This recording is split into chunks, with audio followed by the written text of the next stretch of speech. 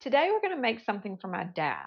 I've been on a million vacations with my father, and there's never been one time that we've gone somewhere that he hasn't wanted an apple fritter. An apple fritter a day keeps the doctor away. It doesn't.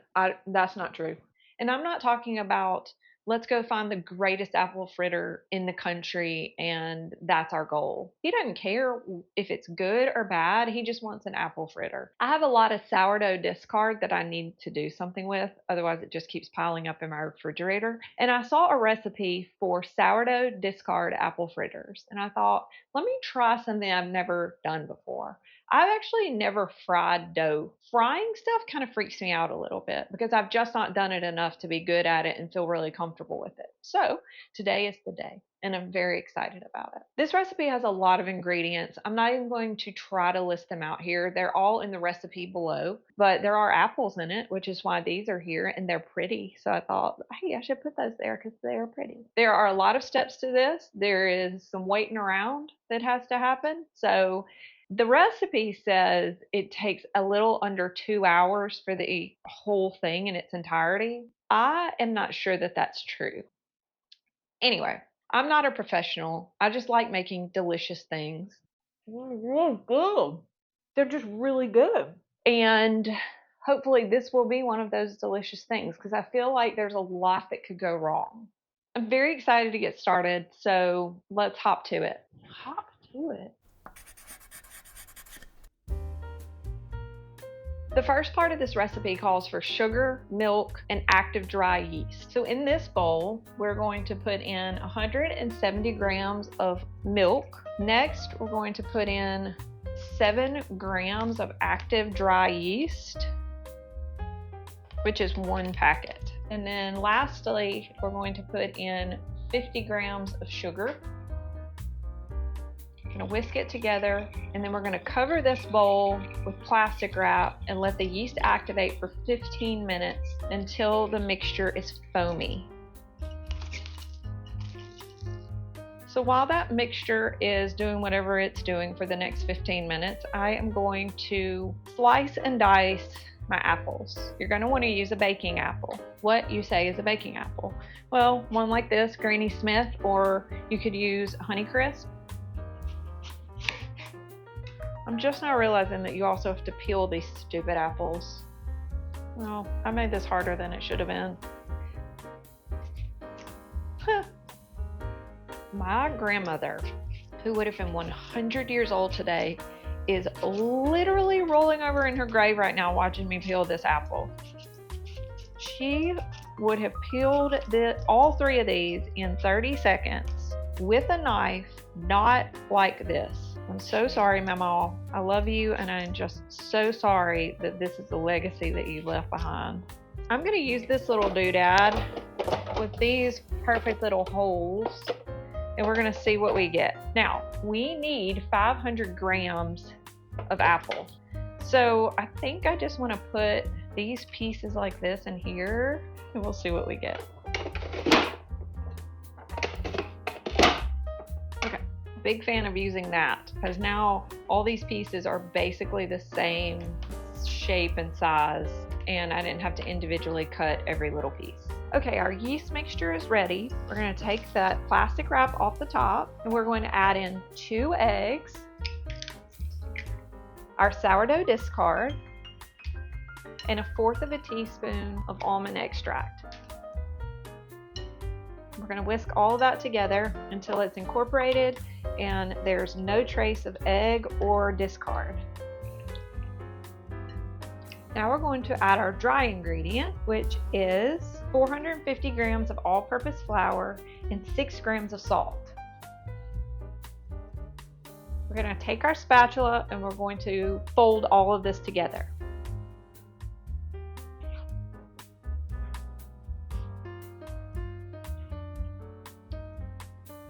Once it gets to this point, we're going to use our hands to get all that flour good and hydrated. This recipe calls for 42 grams of unsalted butter. And it doesn't say if it needs to be at room temp or if it needs to be cold. So I allowed my butter to come to room temperature so that I could easily incorporate it into the dough. So you're going to add your butter to this dough, and then you're going to slowly knead it in. She says that it does make the dough kind of greasy. Once it's not greasy looking or feeling, you'll know that the butter has been incorporated. She does mention that this dough is very sticky, which it is, as you can tell. Once you've got that all good and incorporated, we're going to cover it up and let it rest for 15 minutes. That short rest should allow it to be a little bit easier to handle. Okay, our dough has rested for 15 minutes. Now we're going to turn it out onto this work surface and we're going to knead it. It is nowhere near as sticky as it was. Nowhere near. Like it's not even sticking to this surface. So you're just going to turn it out onto a clean work surface. We're going to press it down in a way with the heels of our hands. Then we're going to fold it back over itself. We're going to rotate and repeat the pressing and folding motion until the dough becomes smooth, elastic, and it holds its shape when it's stretched. We're going to form it into a ball. Now we're going to transfer our pretty little dough ball into a clean and lightly greased bowl.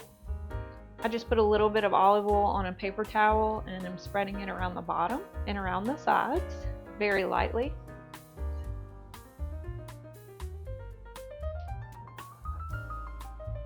We're going to cover this and we're going to allow it to proof for an hour, 45 minutes to an hour. It needs to double in size and get bubbly. The proofing time will vary depending on the temperature of your kitchen. We're going to let this little baby grow. One great thing about a recipe like this is that you kind of always have something you can be doing even during the waiting. One of those things is to cook the apples. We're going to turn a frying pan on medium-low heat. And we're going to cook the apples until they're soft and look slightly translucent. This will be should take about 3 to 4 minutes.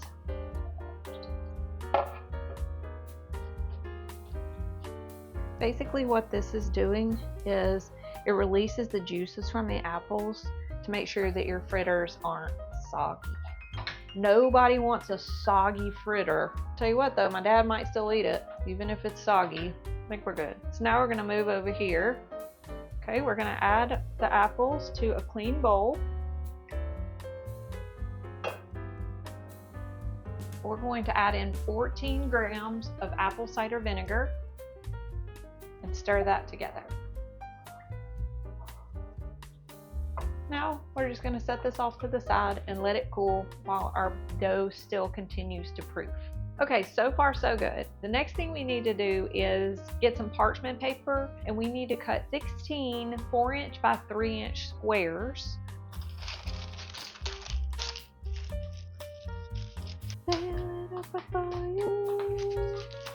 9, 10, 11.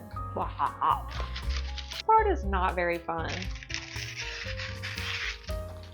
Praise the Lord. Done with this craziness. Another thing we're going to want to do is prep the rest of our ingredients. We don't have too many ingredients left, but we do have a few. We're definitely going to need some applesauce, pork chops, and applesauce, some cinnamon, some sugar, and a little bit more all-purpose flour. We also want to start thinking about getting our oil, I'm using lard, up to the right temperature for frying. It can take anywhere from 20 to 30 minutes to get that to going, so I may go ahead and unwrap these and get those in my Dutch oven and get the oil to come into temperature. I'm going to use my candy thermometer throughout the process to make sure that I maintain the right temperature, because if it's too cold, then the fritters are going to absorb too much of the oil, and if it's too hot, then they're going to be too brown. Okay, it's been an hour. I would say that it looks like my dough has doubled at least. I don't know about bubbly. I feel pretty good about it. So now we're going to dump it out onto our work surface. Ooh. Oh my goodness. This is like the greatest feeling dough. Ooh. So now we're going to shape it into a rectangle that is 12 by 14 inches approximately. I love dough. It is so fun. I am going to grab my rolling pin simply to get it to be a little bit more even. First thing we're going to do is spread the applesauce over the dough evenly. I use unsweetened applesauce. So once that's all spread out, we're going to take our sugar and we're going to sprinkle it on top of the applesauce. And then we're going to take our cinnamon and sprinkle it on top of that. And then we're going to take our cooled apples and we're going to put them on the top, and we're going to make sure they come all the way to the edge. Then we're going to take some all-purpose flour and sprinkle it on top of the apples. And once that's done, we're going to roll this baby up into a long log.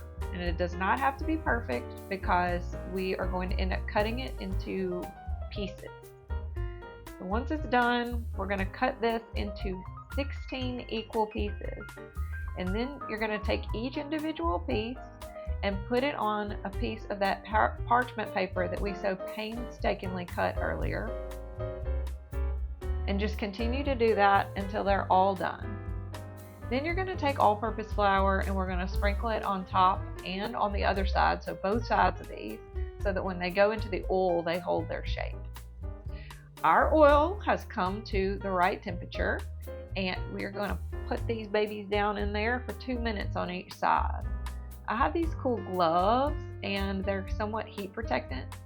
And I also have this cool strainer that I bought, so I could look really profesh while I flip these babies over and take them out of the oil. Those look really good. Kept my oil at the right temperature, it seems, and they look real good.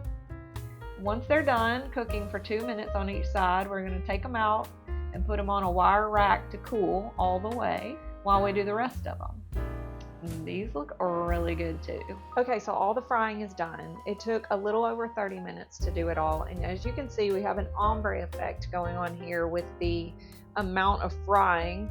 That was the hardest part, was just keeping the oil consistent temperature. These probably won't be very good at all, and that's okay. I mean, that's all part of experimentation, and frying is not for the faint of heart. That was a lot. But I'm very glad that I tried it. And believe it or not, we have one more step. We need to make the glaze that's going to go on top of these. I have the paper towel habit of someone with a much higher income. So to make the glaze, we need 240 grams of powdered sugar, 113 grams of milk, 7 grams of apple cider vinegar, 6 grams of vanilla, and 1/4 of a teaspoon of almond extract. She makes a point in the recipe to say to mix this up with a spatula so you don't get a bunch of air bubbles. Okay, looks like our glaze is all glazy. Now we're going to dip each of these into the glaze. I can't believe there's apple cider vinegar in this. Can't really tell. It adds maybe a little bit of to it. I like it. It's not super sweet either. Huh. I'm ready to eat one of these things. Some of these are ugly. U-G-L-Y. You ain't got no alibi. You ugly. Hey, you ugly. I don't even know if these are worth glazing. I mean, look at them. They are crispity, crunchity on the top. I guess I will. The underside isn't too bad. That top is. Okay, last one. What an adventure. The time has finally come for me to try one of these. Now the question is, which one do I eat? Because my problem is I want to give my dad the best one. I'm going to try this little one because I think that it's sort of in between the perfectly cooked and way overcooked. So here we go.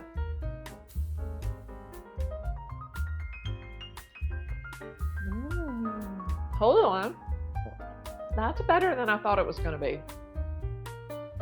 It's actually delicious. Okay, let me get my thoughts together. It's like a donut. It's like a donut with apple in it, which is exactly what an apple fritter is. I love the texture of it. I guess that's what I'm saying. I thought that they were going to be too fluffy. I love an apple fritter that's sort of like thin and you can see the apples like kind of bumping out of the top. More maybe like this one. That's the one I'm going to take my dad. Now, I want to try one of these burnt ones and see if they're disgusting or if it all balances out. This one is probably the most burnt. Oddly, it's still real good. Okay, worth it, worth it. I really wasn't sure if it was gonna be, but the flavor is so good. The tanginess of the apples and that glaze on top is like really sets it off. This is so good. I did not expect to like these this much. Do not be deceived by the color of these because that didn't taste any different really than that one. Maybe a little bit more like caramelized, but not burnt. My dad is gonna love these. He's gonna give it a 5 stars, 10 out of 10. How fun, this was great. Look at us trying something new. If you have some sourdough discard in about 5 hours, go for it. It does take a long time, but it's really worth it. The recipe's great. I mean, I want to eat all of it, but the problem is they're fried in lard. Thanks again for being here. This one was fun. This one was challenged me in a way that I haven't been challenged in a while, and Noel Noggin really likes that. So thanks for being here, and once again, we'll see you next time. Don't forget to like and subscribe. That really helps me out so that I can spread my little tentacles out into the YouTube world. So thank you. See you next time. I have an update. The update is that I took 2 of these over to my dad, and he said, and I quote, "These are better than any I've ever bought." Now, he's my father, and I think that he is like contractually obligated to say such a thing, but I also think that he might be telling the truth because they really are delicious. Mm, mm, mm, mm, mm, mm, mm. I can't stop. That was the update. Thanks for sticking around for it. See you next time.